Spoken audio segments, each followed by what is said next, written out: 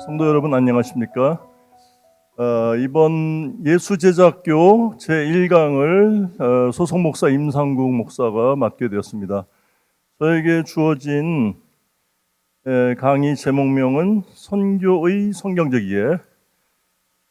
저를 스타트를 해가지고 10주에 걸쳐서 세계 선교 역사, 우리나라 선교 역사, 선교와 전도, 선교와 기도, 교회의 선교적 사명, 환경, 그리고 교정 선교, 이주민과 탈북민 선교, 타문화권 선교의 이해, 보내는 선교와 단기 선교. 이렇게 굉장히 폭넓게 선교 전반에 대해서 아우르는 그런 시간이 될 것 같습니다. 우리 남산교회는 아시다시피 강남에서 경제적으로 안정적이고 또 사회적으로 성공했다는 교인들이 많은데 물질적인 성공만이 아니라 또 우리 하나님 자녀들은 땅끝까지 하나님의 말씀을 전하라는 이제 명령이 있듯이 저희들이 일상생활에서 혹은 경제적으로 여러 선교를 하는 데 있어서 적극적인 어떤 역할을 해야 한다고 보는데요. 오늘 저는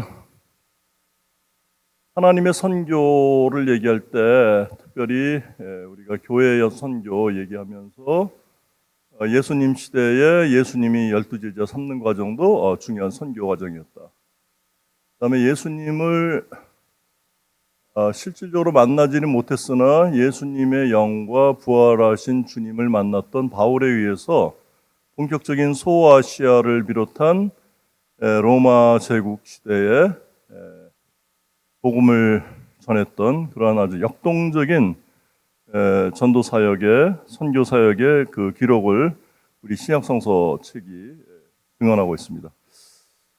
오늘 제가 맡은 부분은 구약 쪽에서 도대체 왜 선교가 필요로 하는가의 문제를 좀 더 본질적인 측면에서 이제 공부할 필요가 있다고 생각해서 일단은 창세기에 인간 타락의 문제를 먼저 다뤄야 될 것 같습니다. 그래서 선교라는 것은 우리말로 이게 베풀선이고요. 베푼다.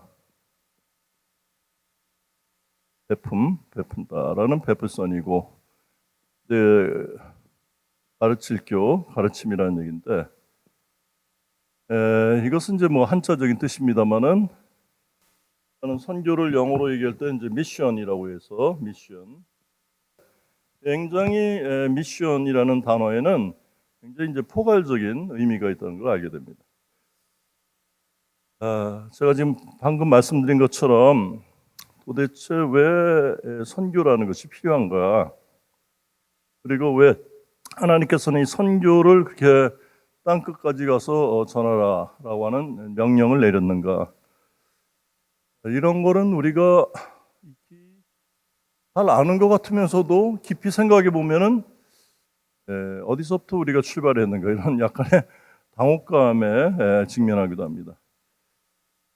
일단은 성조신학과 선교와의 관계를 아무래도 관련시켜서 말씀드리지 않을 수 없는데요.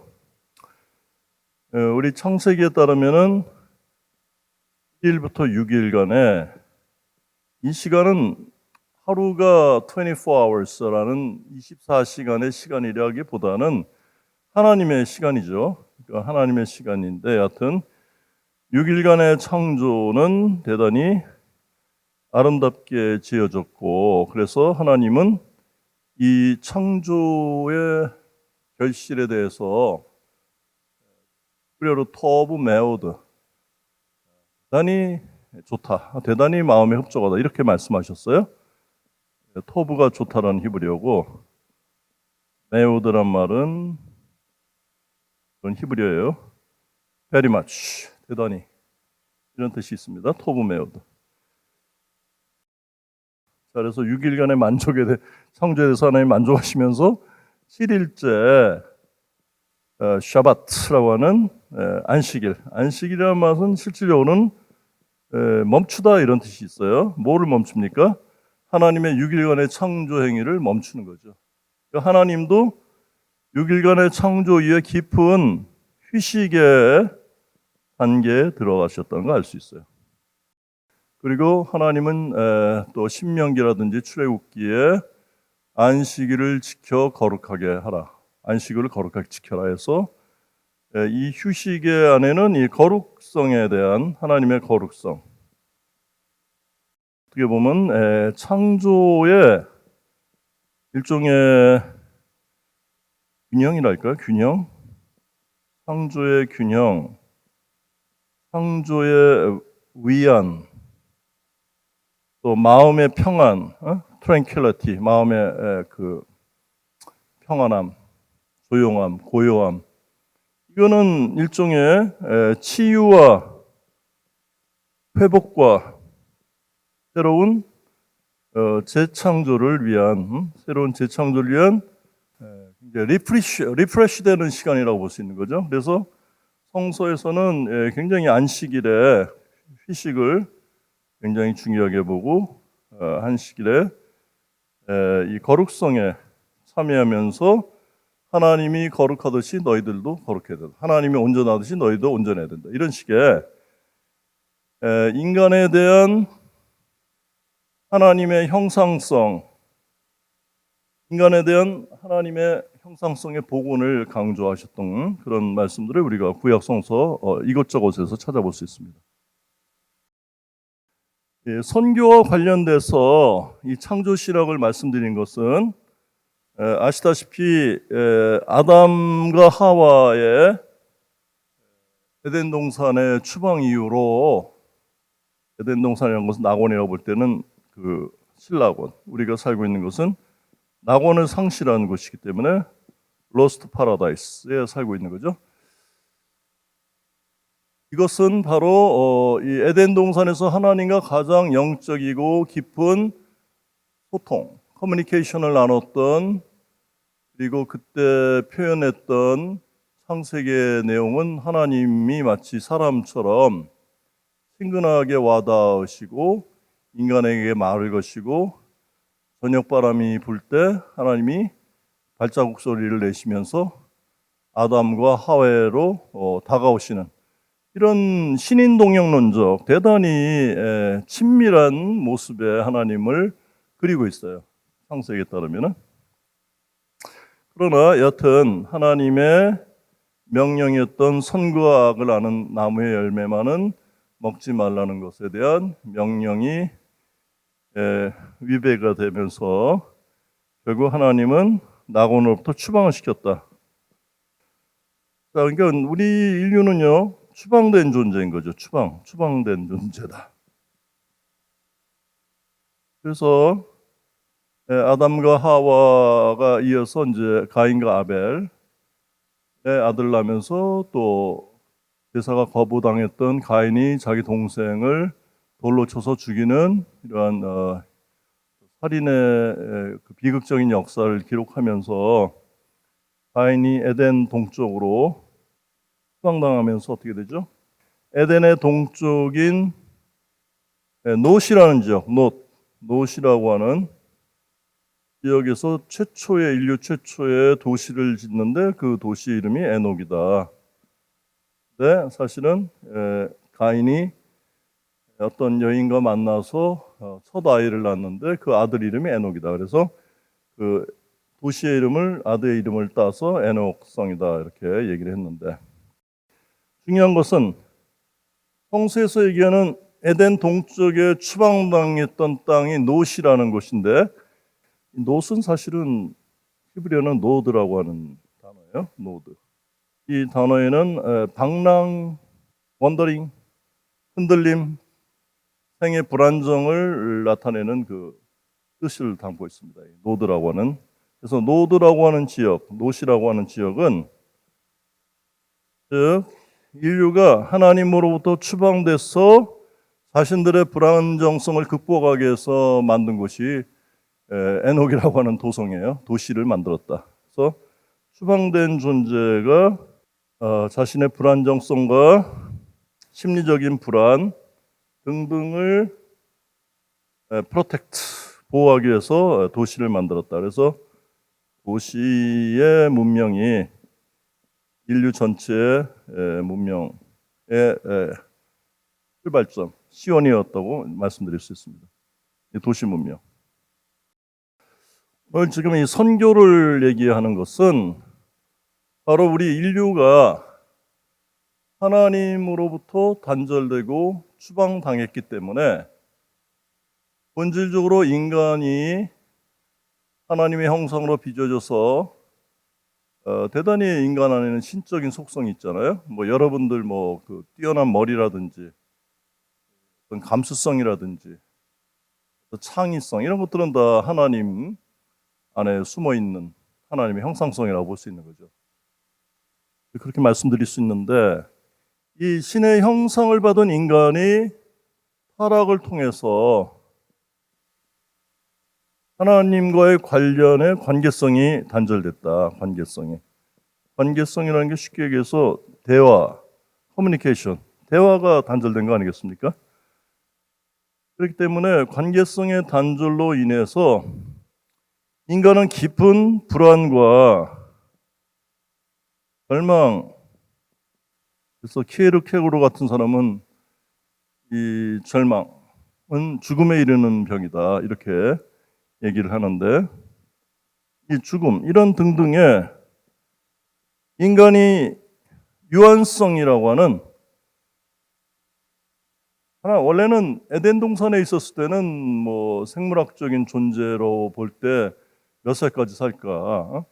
뭐 일단 성경이 기록된 최고의 장수한 사람은 969세 무드셀라라고 볼 수 있는데, 뭐 그거 이상이라고 볼 수 있지 않겠습니까? 그런데 여하튼 하나님과의 관계성으로부터의 단절로 인해서 그것을 신학적인 용어로 타락이라고 한다.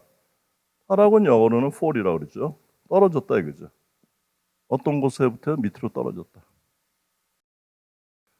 그리고 신라곤도 하나님의 그 에덴 동산 기쁨을 나타내는, 아름다움을 나타내는 에덴이라는 동산으로부터 추방당했다. 그래서 동산을 상실했다. 그래서 로스트 패러다이스라고 얘기할 수도 있는 거죠. 오늘 이 선교에 있어서의 문제는 바로 근원적으로 볼 때는 하나님과의 소통과의 단절을 어떻게 회복시키느냐 이런 문제하고도 관련되어 있습니다. 그러니까 오늘 얘기는 좀 약간 좀 큰 그림에서 선교에 대한 성경적 이해를 다루고 있는데요. 대개 이제 창조를 얘기하면은 어떤 이 물리학적 공간에서 은하수라든지 수많은 별들이 있고, 또 봄, 여름, 가을, 겨울에 계절이 일정 부분 규칙성을 가지고 흐르는 그런 인간의 환경세계, 인간을 둘러싼 환경세계를 큰 의미에서 창조라고 볼 때, 이거는 되게 자연과학자들이 보는 창조론이에요. 그것도 이제 굉장히 중요한 고찰이기도 하지만은, 사실은 하나님은 물리학적 공간에서의 에코시스템 전반에 관련된 창조의 아름다운 인간을 보호하기 위한 하비타트, 그 서식처를 아름답게 섬세하게 규칙성을 가지고 하나님이 인간을 보호하는 커다란 환경세에 있는 건 사실입니다만은, 또 다른 의미에 있어서의 창조를 우리가 볼 필요가 있는데, 그건 바로 이제 도덕적 창조라고 볼 수 있어요. 하나는 이제 물리적 공간에서 나오는 이제 물리적 창조라고 할까요? 환경적 창조라고 볼 수 있는데, 이 도덕적 창조, 하나님은 도덕적 창조를 얘기할 때 구약에서 가장 많이 나오는 용어가 공의라고 번역하는 체다카라고 하는 이제 중요한 개념이 있습니다. 그다음에 체다카를 구체적으로 우리 일상 공간에서 적용할 수 있는, 그래서 그게 이제 정의다라고 이제 번역을 하고, 이 정의는 히브리어는 미슈파트라고 그래요. 미슈파트. 요 이제 히브리어를 우리가 이제 정의다, 공의다, 의다 다양하게 성서 번역자들이 이제 히브리어 본문에 나타난 이 용어를 이제 나누고 있는데요. 굉장히 중요한 것은 하나님의 창조는 공의와 정의라고 하는 마치 뭐라고 할까요? 새로 비하면 이제 양날개에 의해서 아름답게 만든 질서인데, 인간 타락은 바로 이 하나님이 만든 도덕적 형상으로서 인간이 하나님의 만들어주신 생명의 질서인 도덕적인 질서가 깨져서 그 깨진 것 자체가 타락이라고 하는 거죠. 그렇기 때문에 도덕적 형상의 회복이다. 도덕적 형상의 회복이에요. 오늘 한국 사회가 경제적인 부흥과 부의 축적을 통했지만은 그것이 여러 부적절한 과정이라든지 어떤 그 제도의 허점이라든지 법의 허점이라든지 등등을 통해서 잘못된 부의 형성을 취득하는 경우도 많죠. 그 다음에 정치인들이 기업인들을 압박을 가해가지고 기업으로부터 어떤 상응이나 기업으로부터 어떤 지원을 받는 것, 이런 것들은 정치자금법 위반과 저촉될 수 있는 소지가 있는 거 아니겠어요? 이런 것들 전반을 볼 때는 지금 우리 오늘 21세기가 직면한, 전 세계 21세기가 직면한 문제는 인구가 과잉으로 흘러서 이제 제한된 자원으로 인해서 생기는 이제 그런 환경적인 문제가 있습니다. 자원의 부족에서 오는 문제도 있고. 그다음에 제가 볼 때는 더 중요한 것은 어떤 생의 불안을 잠재운다 할까요? 불안을 안정화시키기 위해서 지나치게 많이 갖는 거죠. 지나치게 많이 갖는 거예요.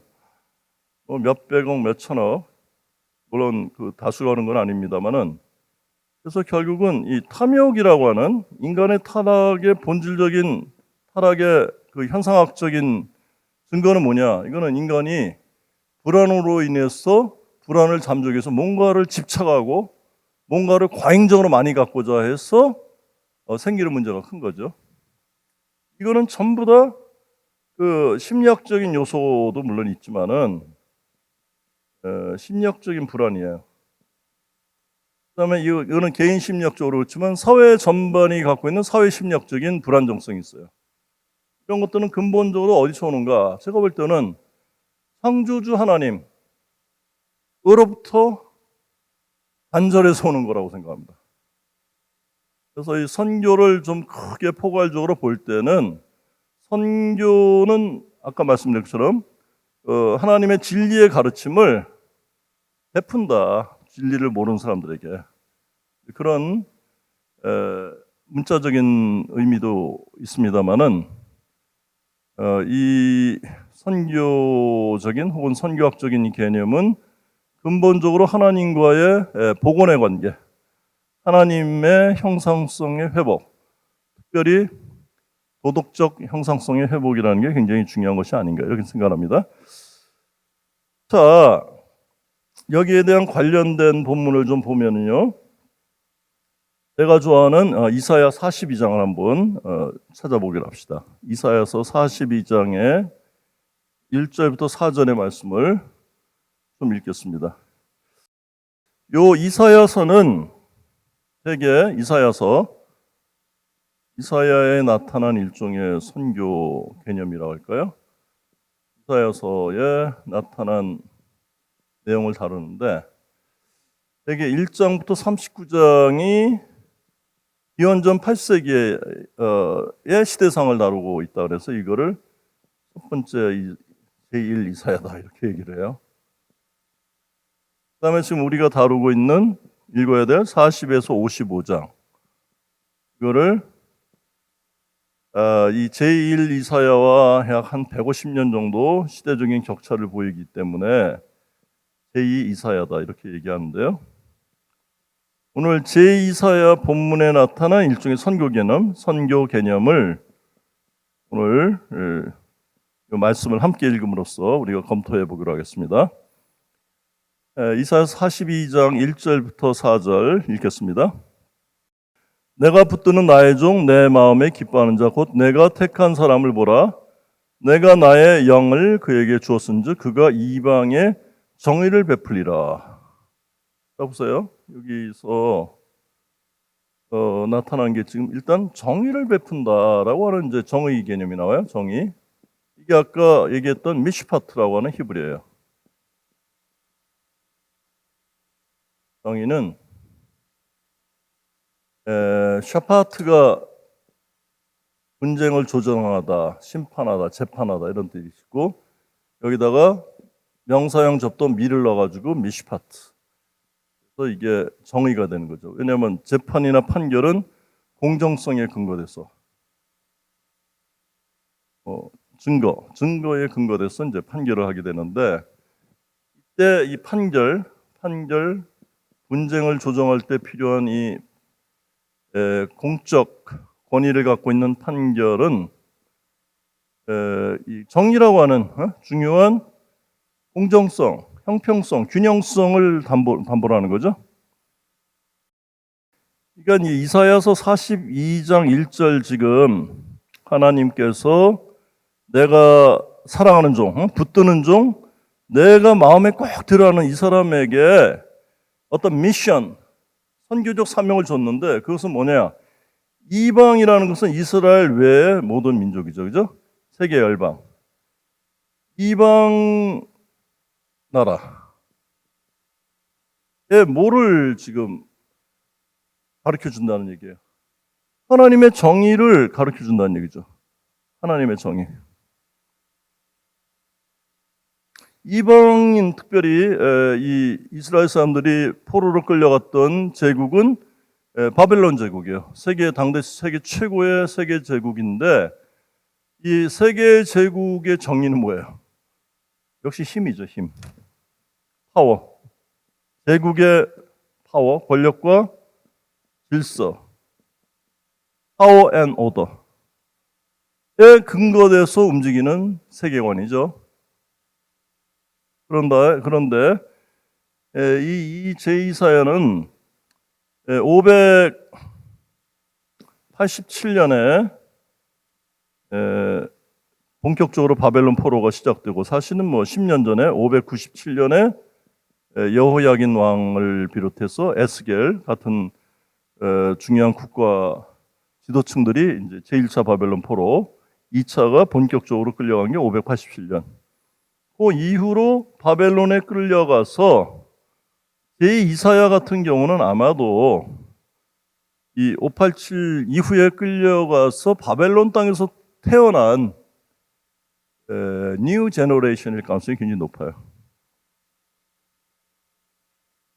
그렇기 때문에 이 제2사야의 특별히 이사야 40에서 55장을 보면은 일종의 예언서 안에서도 상당히 그 엘리트 냄새가 물씬 나는, 그러니까 일종의 문학적, 수사학적인 이 기교라든지 테크닉이라든지 그 표현의 풍부함이라든지 격조 높은 이런 우화성이라든지 등등의 당대 최고의 교육을 받은 사람이 아닌가 생각할 정도의 이 수사학적 풍요성을 드러내는 본문이기도 해요.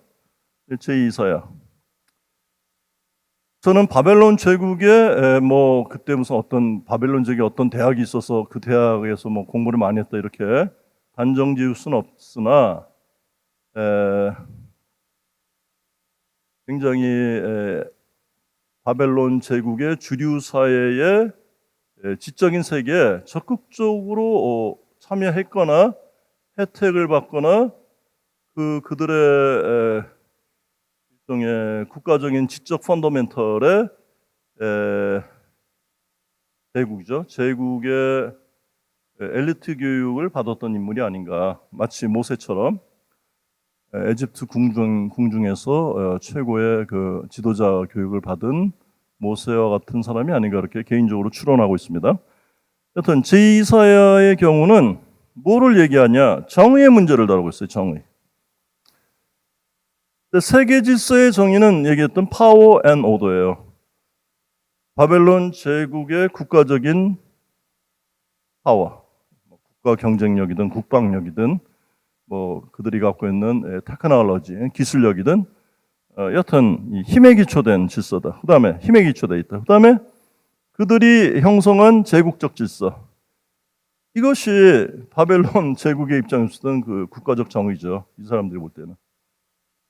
그러나 이 제2사야 같은 이 42장을 쓴 이 시인이자 수사학자이자 대단한 하나님의 영감을 통해서 이렇게 쓴 이 익명의 이름을 알 수 없는 이 제 두 번째 이사야라고 하는 이름을 얻게 된 이 사람이 쓴 글을 보면은 다른 얘기를 하고 있어요. 무슨 얘기를 하고 있어요? 제국적 정의, 국가적 정의가 아니라 하나님의 정의다 이거죠. 하나님의 정의는 아까 말씀드린 것처럼 하나님은 6일간의 창조 질서를 메시파트하고 체닥하라는 정의와 공의라고 하는 하나님의 도덕적인 본질, 도덕적인 속성, 도덕적인 균형성을 가지고 우주를 만들었는데 인간의 문명과 인간의 제국주의적 질서가 하나님의 아름다운 창조 질서를 깬 거죠. 인위적으로. 그렇기 때문에 지상에서의 힘과 지상에서의 질서는 굉장히 힘에 의해서 확보했다 하더라도 근원적으로 하나님과 단절된 이 문명이 갖고 있는 비극적인 측면을 드러내고 있는 거죠.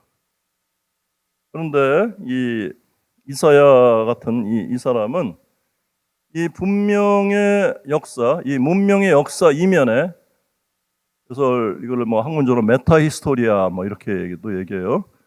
인간이 보는 시간의 축에서 해석하는 역사 이면에 흐르고 있는 역사가 있다. 이거는 뭐예요? 하나님의 역사죠. 하나님의 통치, 섭리의 역사라고 볼 수 있는데 이 하나님의 역사를 제2사야 같은 거는 영적으로 또 하나님 주신 성령의 힘으로 하나님이 주시는 영적인 통찰력으로 바벨론 제국의 시대적인 어떤 흥망성쇠를 보고 있는 거죠.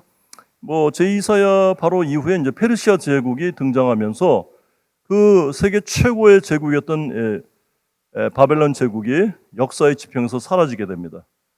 이러한 문명의 교체기, 제국의 교체기에 하나님께서는 제2사야 같은 이 인물을 통해서 새롭게 하나님의 창조 질서를 복원하고 회복하고 새롭게 내가 옛일을 다 잊어버려라 새 일을 내가 행하겠다라고 하는 하나님의 새로운 역사, 하나님의 새로운 세계사의 개입을 이 시인의 목소리를 통해서 우리가 접할 수 있는 겁니다.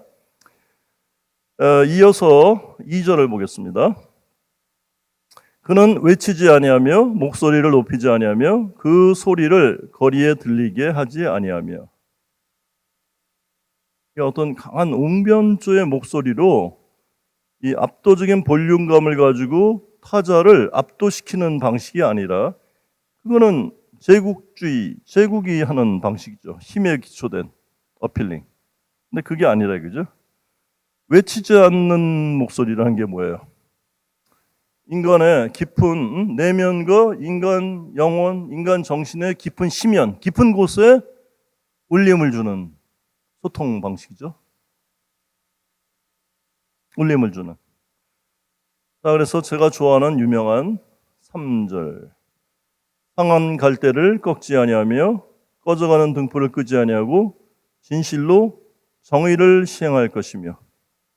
자, 여기서도 또 정의를 얘기하고 있어요. 자, 같은 말을 동호 반복적으로 얘기하는 것은 문학적으로는 사실 표현을 피하는 게 글 쓰는 그 라이팅 스킬의 기본인데 여기서는 두 번째 이 정의라고 하는 히브리어 미슈파트를 또 등장시키고 있어요. 상한 갈대를 꺾지 아니하며 꺼져가는 등불을 끄지 아니하고 진실로 정의를 시행한다. 시행, 캐리아웃, 시행시킨다는 얘기예요. 그다음 4절을 보면은 그는 쇠하지 아니하며 낙담하지 아니하며 세상에 정의를 세우기에 이르니 세상에 정의를 세운다. 이 단계까지 이르리니 섬들이 그 교훈을 앙망하리라. 이렇게 정의를 지금 3회에 걸쳐서 소개하고 있습니다. 더 다른 부분들이 여러 가지 있는데 오늘 시간이 대단히 이제 제한이 됐기 때문에 한 절만 좀 한 부분만 읽고 이제 마치고자 하는데요. 이사야서 43장 14절 이하 한번 읽겠습니다. 이거는 이제 우리 개역개정 성경책에는 소제목으로 바벨론으로부터 빠져나오다 이제 이런 제목을 달았어요. 너희의 구속자여 이스라엘의 거룩한 이 여호와가 말하노라. 너희를 위하여 내가 바벨론에 사람을 보내어 모든 갈대아 사람에게 자기들이 연락하던 배를 타고 도망하여 내려가게 하리라. 나는 여호와 너희의 거룩한 이요 하나님은 자신을 거룩성, 아까 얘기했던 이 카도시라고 하는 거룩성의 하나님으로 소개하고 있고, 이스라엘의 창조자요, 아까 창조 신학과 관련된 크리에이터로서의 하나님, 그 다음에 너희의 왕이니라. 왕, 세상의 질서의 정점에 서 있는, 권력의 정점에 서 있는 왕. 그래서 하나님은 거룩한, 종교적인, 영적으로 거룩하신, 거룩한 속성을 갖고 있는 신이다. 두 번째, 창조 질서를 회복하고자 하는 창조에 대해서 너무나도 중요하게 생각하는 신이다. 그 다음에 이것을 지상의 문명과 국가 안의 질서에 왕적인 통치권을 가지고 새롭게 하나님이 새 일을 시작하시겠다. 이런 선언을 하고 있는 거죠. 16절, 나 여호와가 이같이 말하노라. 바다 가운데 길을, 큰 문을 가운데 지름길을 대고 병고와 말과 군대의 용사를 이끌어내어 그들의 일시에 엎드려져 일어나지 못하고 소멸하기를 꺼져가는 등불 같게 하였느니라. 이거는 출애굽 전승에 홍해 바닷길 건너는 이제 역사 전승을 이제 상기시키는 본문으로 보여지네요. 18절, 너희는 이전 일을 기억하지 말며 옛날 일을 생각하지 말라. 그래서 이제는 하나님이 새로운 창조를 하시겠다는 거죠. 새 창조, new creation. 이 새 창조의 역동적인 하나님의 섭리와 새로운 역사의 조성, 새로운 역사의 창조에 그 일이 바로 구약적으로 볼 때는 이게 바로 선교라 이거죠. 선교. 선교란 뭐냐? 이 하나님의 새 창조의 가슴 설레이며 새로운 미래적 비전, 지난 옛일의 이 바벨론 포로로서의 수치, 상처, 트라우마, 절망, 에스겔에서 보는 수많은 정신병 유형의 다양한 인간 내면에 있는 이 존재를 괴롭혔던 이 사탄의 세력이라 할까요? 그 힘으로부터, 그 옛일로부터 이제는 하나님이 새 일을 하신다. 그래서 이 세일이라는 이 표현은요, 굉장히 중요한 신학적 개념을 담고 있습니다. 보라, 내가 세일을 행하리니 이제 나타낼 것이라. 너희가 그것을 알지 못하겠느냐? 반드시 내가 광야의 길을 사막에 강을 내리니. 광야의 길과 사막에 강을 낸다는 얘기는 거의 불가능한 얘기예요. 그러나 하나님은 하실 수 있는 거죠. 20절, 장차 들 짐승 곧 승냥이와 타조도 나를 존경할 것은 내가 광야의 물을 사막의 강들을 내어 내 백성 내가 택한 자에게 마시게 할 것입니다.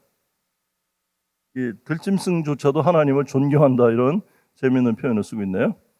21절, 이 백성은 내가 나를 위하여 지었나니 나를 찬송하게 하려 함이니라.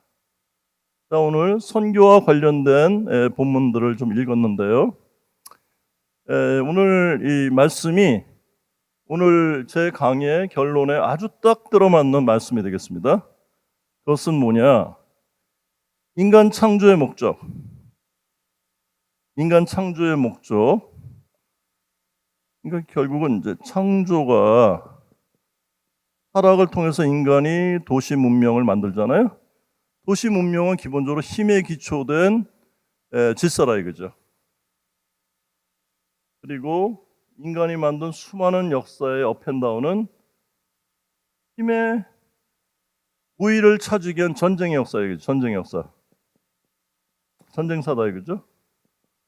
그러나 지금 제2사야가 있었던 즉 이제 조금 잠시 후에 고레스에서 퍼시안 엠파이어 제국의 새로운 제국이 도래하는 이 전환기랄까요?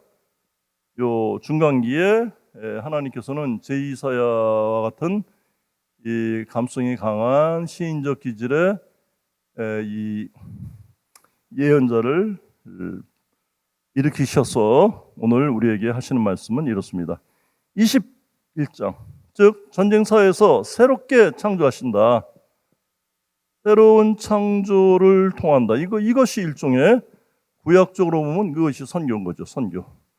하나님의 보편적 세계사의 개입을 통한 하나님의 새로운 창조를 전하는 일.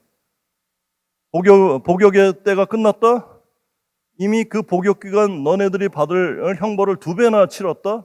뭐 이런 것들은 어떻게 돼요? 해방을 선포하는 중요한 선교가 아니겠습니까? 기쁜 소식을 전하는 거 아니겠습니까?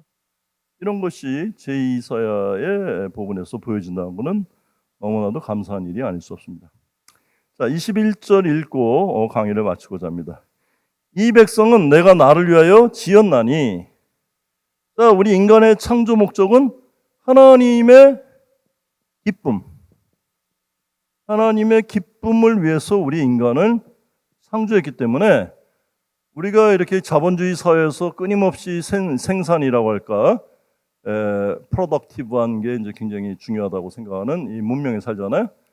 그래서 메리토크라시, 업적주의.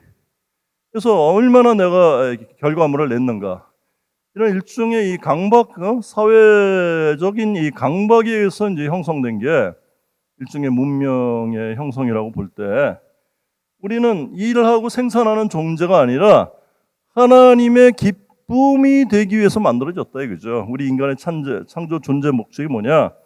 하나님을 위해서 기쁨이 되기 위해서 만드셨다. 그 다음에 구체적으로 어떻게 하나님의 기쁨이 되느냐? 찬송을 통해서 하나님께 영광 돌리는 존재다 이거죠.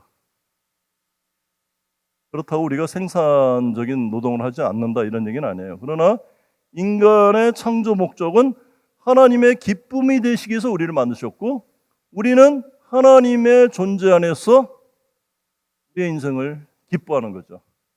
즐거워하는 거죠. 그 즐거워하고 기뻐하는 표현이 찬송을 통해서 나타나는 거죠. 그래서 이번 예수제자학교 이 10강에 걸친 긴 선교 관련의 이 주제들은 궁극적으로 제가 볼 때는 하나님의 기쁨으로서의 인간 창조의 존재 목적이 있다. 그 다음에 우리는 많은 이 스트레스가 많고 긴장이 많은 이 현대사회의 이 경쟁사회 안에서 수많은 상처와 강박관념과 불안과 흔들림 속에 사는데 하나님께 향한 찬송을 통해서 우리는 내적으로 회복이 돼야 되고 영적으로 회복이 되고 찬송을 통해서 치유가 되는 이런 역사를 오늘 이사야서를 통해서 볼 수 있게 된 거죠. 오늘 강의 여기까지 하기로 하겠습니다. 감사했습니다.